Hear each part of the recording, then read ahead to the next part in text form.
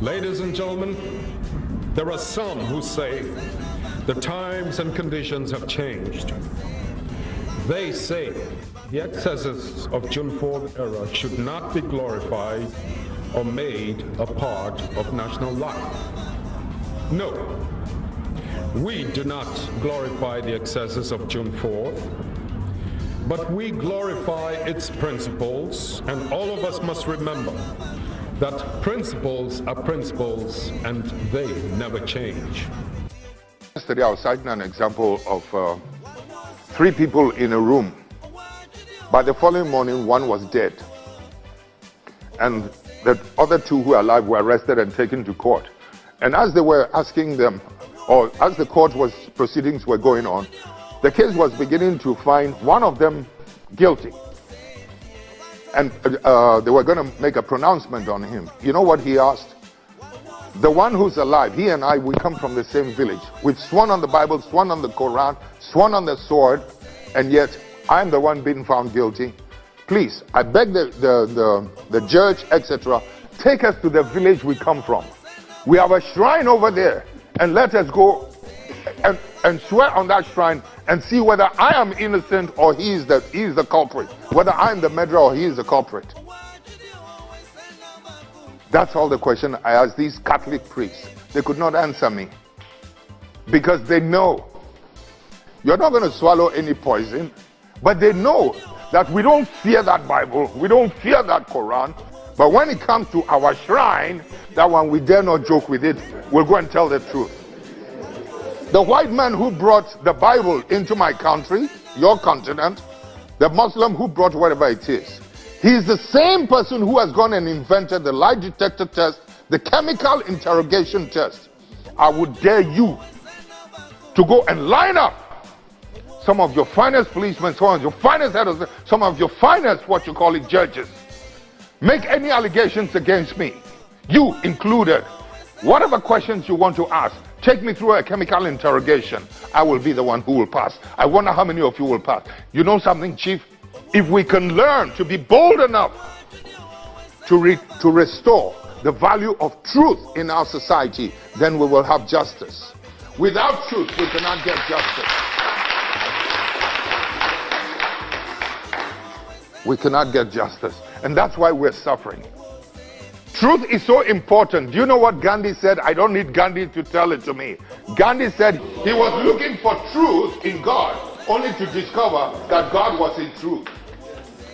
How beautiful. How beautiful. You know? So, Chief, when it comes to accusing me, don't forget 8 generals, 3 former heads of state, painfully executed.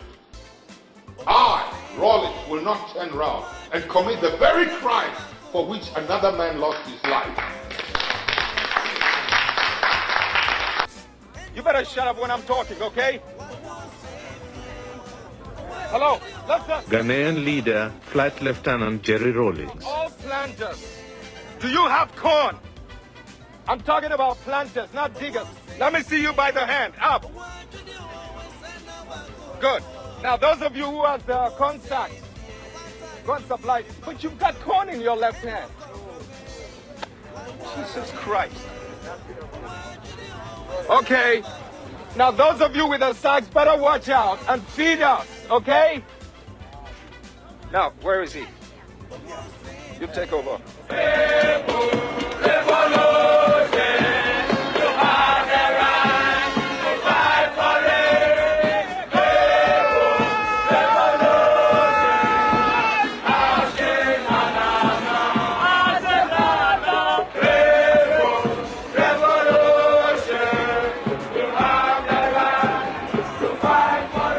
Under Rawlings, Ghana has rediscovered a sense of direction. He is pursuing a policy of socialism, but the slogans are often more militant than the practice.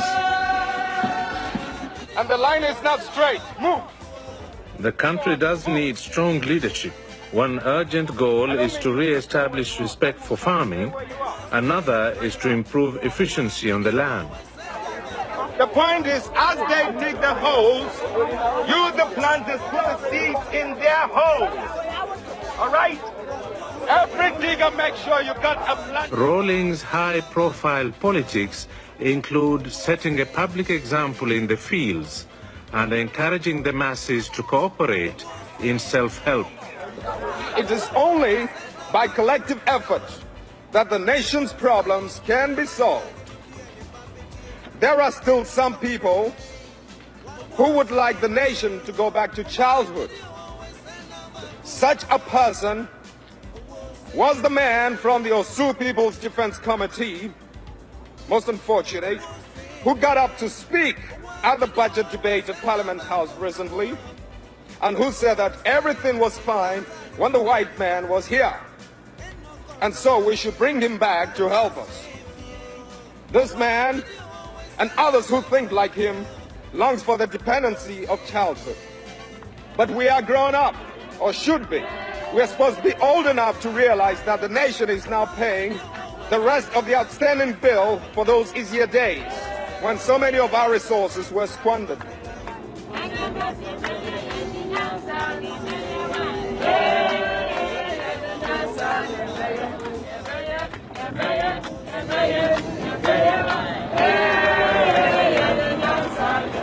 Although Rawlings is a military man, he is more concerned with mobilizing for development than for war.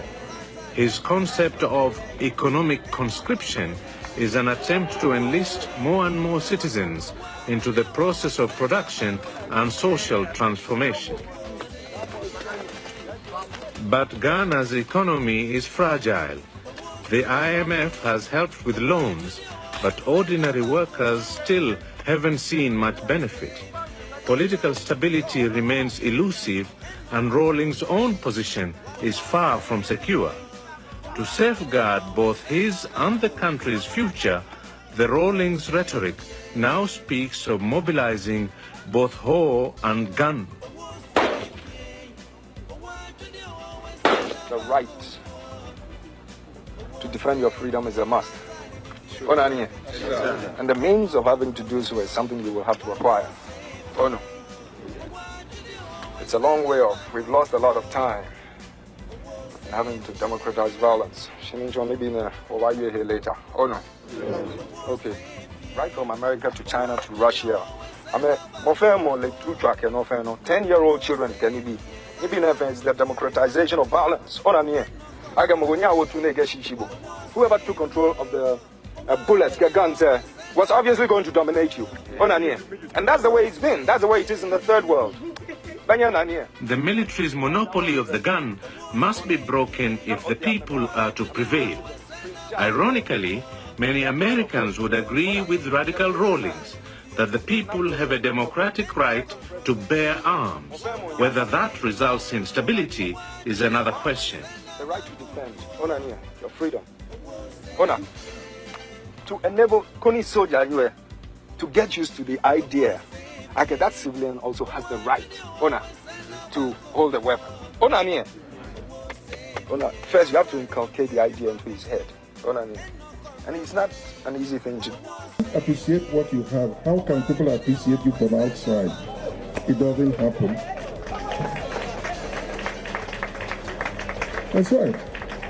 So we don't have to have the MC begging you all the time. You can do better. You can do better. The reason why most performers from outside Africa don't come to Africa is because they don't get encouraged. I can tell you that. Because I trained in the BBC and I know what I'm talking about. Well, having said that, most of those who spoke earlier seem to paint a very bleak future for all of us because they did not mention that in the past we have done very well. I'm going to tell you a lot of things that you don't know or that you don't wish to remember. First of all, what I'm going to tell you now is the truth, the whole truth, and nothing like the truth. Did you hear what I said? If you believe me, you'll believe anything. Look, President Rawlings and I are brothers. Do you know that? Who told you? Actually, we are twin brothers. I decided to look like our mother. He decided to look like our father. We were born in the same year. But you see, when I came out, our father said, This one is chocolate. Can you make the other one lighter? And the doctor said, yes, but it will cost you more money and it will take us 3 months. Our father said, no problems, I will pay. So he paid the doctor. So when I came out, Jerry remained inside our mother's tummy for another 3 months. This is why I was born in March and he was born in June. Let me on your behalf say a big thank you to our soldiers and service personnel for the reward of the victory of that fateful June 4th. I thank you all, not only for June 4th, but for 31st December as well. June 4th, because people felt betrayed by the elite and political leadership at that time. I have chosen to speak less and rather allow the force of observation and the pain of circumstances to serve as a stimulus in awakening all of us from the deep sleep we have fallen into over the past decades. We must be reminded that we are a country born out of difficult situations where some had to toil and shed their blood. The positive disruptive energy force and energy of June 4th was not a product of any political movement or action. The spontaneous eruption on that fateful day represented the unadulterated. I was teaching somebody last night over and over how to pronounce patriotism, because the person kept on saying Detroit. Yeah, I'm having problems with unadulterated. On that fateful day represented the unadulterated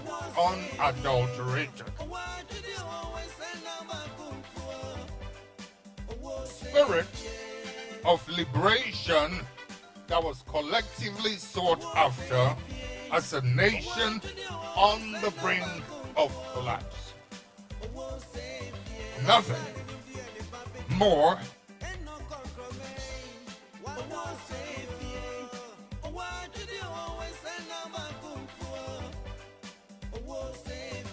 has signified or exemplified the patriotism and resilience of Ghanaians than in those difficult moments. Many were those who sacrificed their lives and livelihoods in order to bequeath to subsequent generations a more just society with equal opportunities for all, irrespective of their religion, tribe,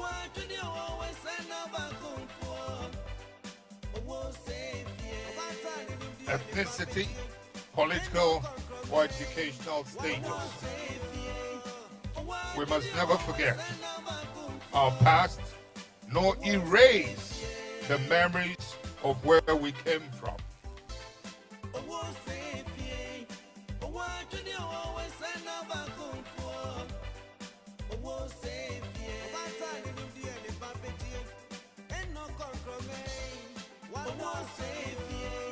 Commemorations allow us to ponder, reflect, and re-examine ourselves, our conduct and policies, and to see if these have properly been aligned to our core values of probity, accountability, integrity, and social justice. The difficult times we faced in the past that propelled the engine of the revolution is almost parallel in hardship with the present era of COVID-19.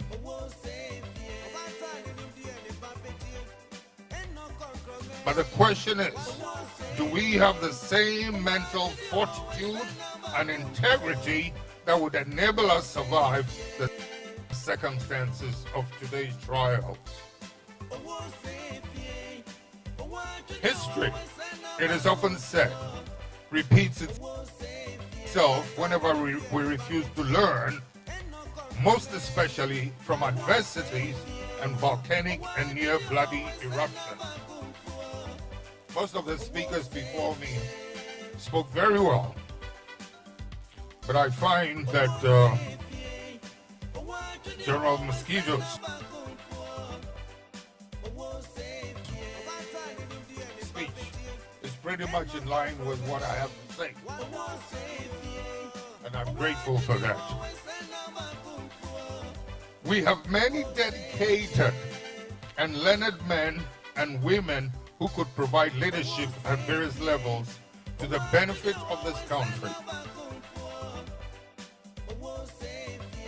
The very ordinary people in Ghana are not unwise about issues and developments in this country. We are, however, as a learned group, communicate with us in the administrative English language, puts them at a disadvantage and makes them unable to demand accountability from us. The spirituality and respect in the language of our culture evokes and demands integrity, accountability, and transparency. This, however, does not and cannot happen because the foreign and colonial language has been used opportunistically to intimidate and promote falsehood and degrade the essence and substance of our being. Had we as a people carried along our integrity and spirituality in our culture, a higher level, in our culture and language, into the use of the administrative English language, a higher level of integrity would have been prevailing in Ghana and this continent, and the quality of liberation would have enhanced our developmental efforts. The material and immaterial corruption in this country would not have undermined our ability and capabilities to the extent where the authority of truth would have been so badly undermined by the corrupted truth of authority. I picked this up from Sadhguru a few nights ago, and I thought how splendid. In other words, the authority of truthfulness should not be undermined by the words or supposed truths of those in positions of power or authority. The morality and authority of truth is godly and divine, and it should always supersede and override the truth of the authority of mortals. Ladies and gentlemen, we in this little Ghana of ours have so we've mastered the art of untruth in our books, on our radios, on our televisions, and now through the internet. So much so that historical truths and facts are struggling to be recognized. People are paid so much money, corrupt money, to distort and lie about historical truths and facts.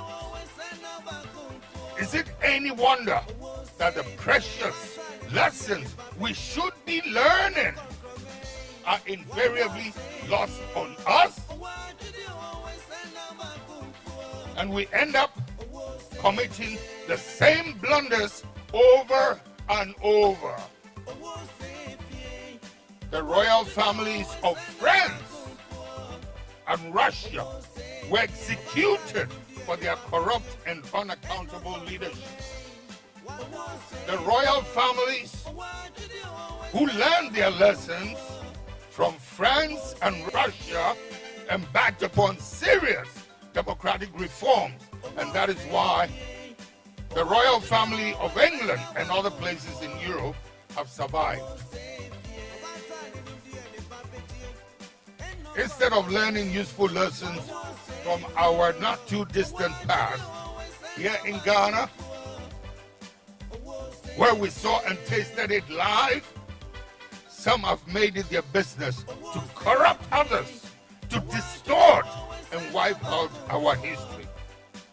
These people, with selfish, myopic, and wicked motives, have consistently represented a one-sided, a corrupt-sided story of a history that should serve as a guide for the future and ensure that we do not make the same mistakes that led to the eruption of the past.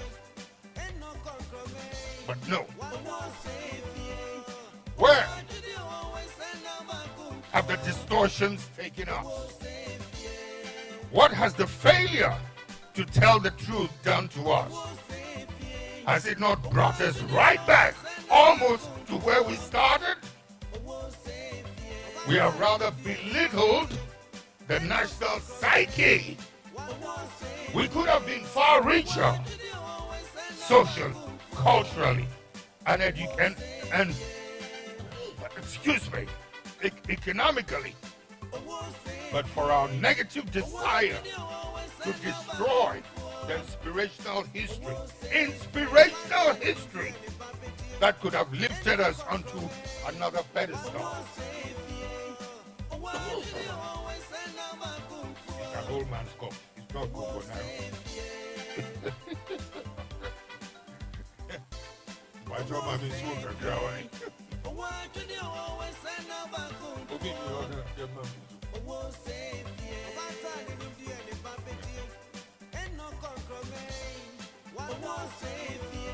Thank you. Madam Z. Is that Z? Ah, but it's here. I think I couldn't recognize. The thing I'm getting old, so I'm without my glasses, I can't see, but she doesn't know I've got my glasses on. Can't she see I've got my glasses on? Wanonyi, she did an interview on Nigerian television. You should see it. It was a sight to behold. I'm really proud of this lady, you know. But she's a rock iron ass. Oh, so far. Move bread.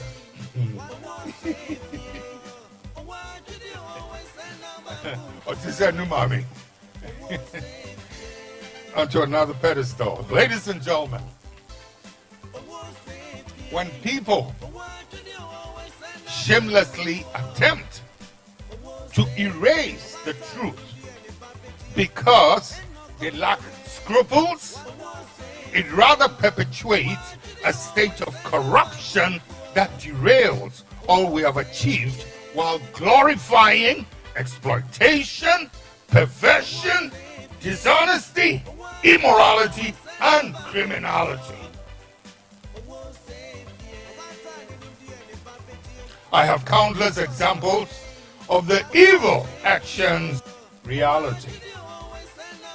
More painful is the fact that while we expect some of these historical distortions to come from our natural opponents, some within our own persistently have decided it was time to join the bandwagon and rewrite the history that birthed our political culture.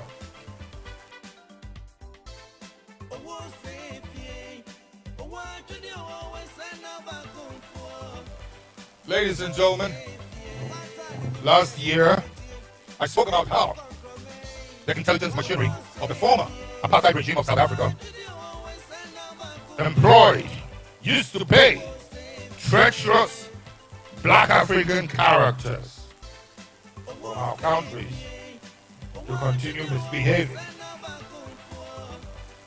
This served disinformation. Because the post-apartheid leadership of South Africa has been silent about some of these traitors, across this continent, and I'm not unaware of one from this country. They're doing a lot of perfidious work. I urge the South Africans to expose these apartheid collaborators, some of whom parade in their countries as patriots after performing these unconscionable things, these extremely repulsive acts. They should give us a break, expose them to shut them up. Ladies and gentlemen, COVID-19. Early this year, the world was struck, as you know, by a pandemic whose effects eventually affected every facet of our lives. Despite the intervention from state institutions to alleviate the plight of the underprivileged, there is still a lot to be done by all of us in our very own communities to support the most vulnerable groups. The health force across the country, some of whom have been infected with the virus, in the line of duty have taught us a sense of purpose, selflessness, commitment, dedication, and patriotism. I commend all health workers as well as all other frontline workers for proving equal to the task in this defining moment of ours. Fellow compatriots, we have hurt our own by institutionalizing corruption for far too long, given a little few the access to amass wealth at the risk of the livelihood of the ordinary people who are languishing in poverty and misery. Ladies and gentlemen, national monuments, groups, events, institutions, and important state assets are labeled after some very deserving individuals to inspire and direct subsequent generations on the good path they must emulate, namely courage, the spirit of patriotism, resilience, and integrity. In some instances, it serves as a crucial reminder for history's defining moment. In Ghana, these actions that certainly influence us are sometimes, unfortunately, taken for granted. And unsurprisingly, some important roads in Accra have been named after undeserving personalities. Such actions, one of which was done purposely to spite the Ghana Armed Forces, is an affront to many. There are many distinguished African figures, such as our own General Erskine, General Akufo, Commodore Boachi Admiral Amedume, Colonel Mensah Berima, General Nunu Mensah, who's here with us, General Arnold Queno, Brigadier Alphonse Kojo Carter, Ayikwe Yama, Nigeria's Wole Soyinka and Chinua Achebe, and a couple more who merit such honor. In like manner, another administration, in fact the most offensive administration, desecrated the Kwame Nkrumah mausoleum and rendered it a sheer family cemetery. Ladies and gentlemen, our democracy is born out of fire, and we must dearly and compassionately protect its flames. Let's not leave it to go cold, flame out. One of the key institutional arms of this democratic discourse, from pre-colonial to modern day Ghana, is the protection of rights and choice. We must endeavor as a nation to deepen the spirit of the consultative process, equity, respect for the rule of law, or in simple terms, the tenet of democracy and multi-party democracy. The Electoral Commission, which is the fulcrum of our multi-party democracy, must be supported and protected by all stakeholders to ensure a free and fair election and a peaceful society. That notwithstanding, it is equally important for that revered institution to ensure that the processes leading to this year's elections are done in consultation with the stakeholders of the nation to prevent unnecessary suspicion and promote a peaceful and cohesive society. An election is an event, but building a democratic, free and peaceful society is a process. So the debate surrounding the new voters register must be thoroughly examined so we do not undermine the successes we have chalked so far as a nation. In addition, the constitutional mandate of the Electoral Commission must be respected by all. While we work towards perfecting our electoral process, I urge you all to pursue and sustain our uniqueness as a country in the democratization process. The sanctity of the right of choice is not a matter we can compromise on. That sanctity must be preserved at all costs. And as we inch towards November, let us ensure that the institutional processes are transparent and beyond blemish. Freedom and justice is not abstract. It is very much related to the sanctity of the right of choice. Those who are eligible to exercise that right of choice should not and cannot be disenfranchised by dictates that defeat one's right to vote. The sanctity of justice should be preserved and protected, with all of us being subject to the practice of what is just. An unjust society deepens the iniquities that exist. The patriotic zeal that gave birth to June 4 is one that cannot be extinguished.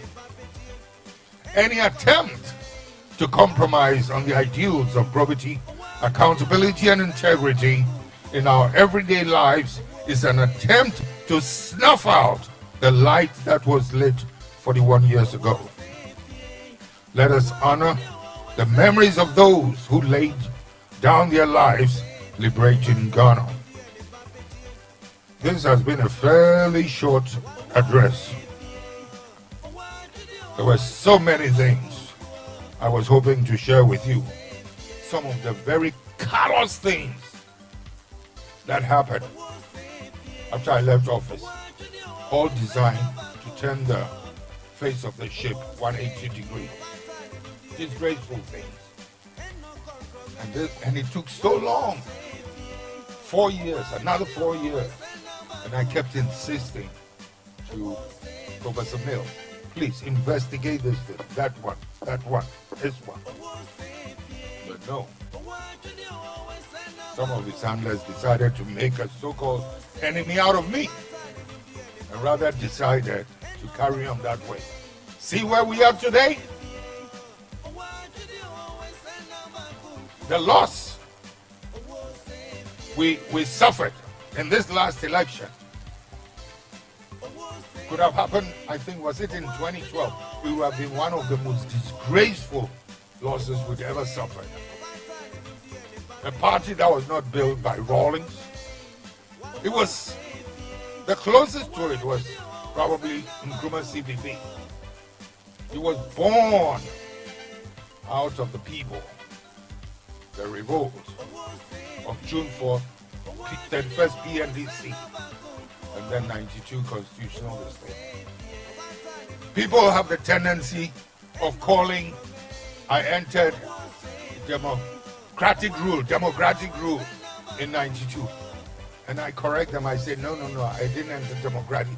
Constitutional rule in 92, but democracy started well before that. Yes. It was one of the finest times in our history. We need to talk about this a lot more. Some of the intellectuals in our party have been a real letdown. They'll open their mouths, I don't hear much coming out of their mouths. Just a handful of them. They should boldly draw the picture for you to see. How many of you have actually asked yourself, an administration, one after the other, going out of her territory, her borders, to go and fight socialist governments, communist governments? A man emerges in their midst at this late hour, professed to be a socialist, and has so much of the youth supporting him. When I saw this, I was asking, Americans thinking, do they realize what is happening in their country? I think you would want me to continue, wouldn't you? No. I'll give you people a break. We'll meet again. I thank you very much. Not even the so-called socialists here have ever bothered to school, educate Ghanaians in their socialist beliefs. Jesus Christ, the biggest socialist, was actually snatched by these so-called capitalists. And they made an icon of him, the Son of God, and whatever it is, a God to be worshipped. And they completely disregarded the life of Christ and what he stood for, what he did with his time and energy. You get me?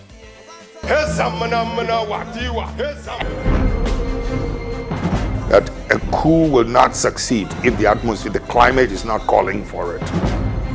Christianize me if you may, but don't try to Europeanize me.